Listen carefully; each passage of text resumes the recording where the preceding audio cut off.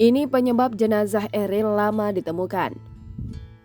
Jenazah Emeril Khan Mumtaz atau Eril, putra Gubernur Jawa Barat Ridwan Kamil telah ditemukan pada Rabu 8 Juni 2022 pagi waktu Swiss.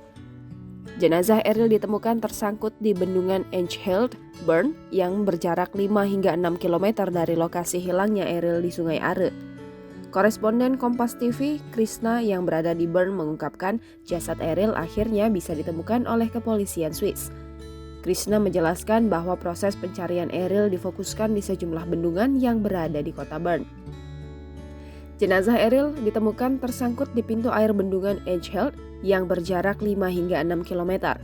Fokus pencarian Eril dilakukan di sejumlah bendungan karena seperti kasus-kasus sebelumnya, orang yang tenggelam atau hanyut di Sungai Are akan tersangkut di pintu air.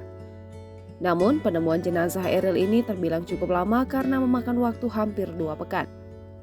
Menurut Krishna, meski pencarian masih terus dilakukan, intensitas mulai diturunkan daripada 3 hari awal saat dinyatakan hilang.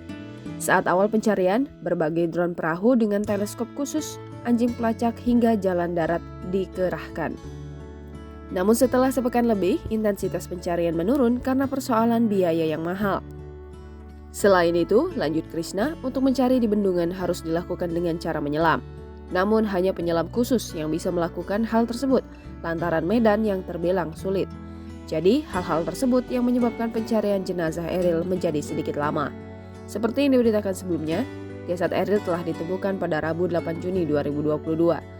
Untuk memastikan, kepolisian Swiss langsung melakukan penelusuran DNA pada Kamis 9 Juni 2022 dipastikan bahwa jasad tersebut adalah Eril, putra Ridwan Kamil. Saat ini jenazah Eril sedang dalam proses administrasi untuk mengurus repatriasi sebelum dipulangkan ke tanah air.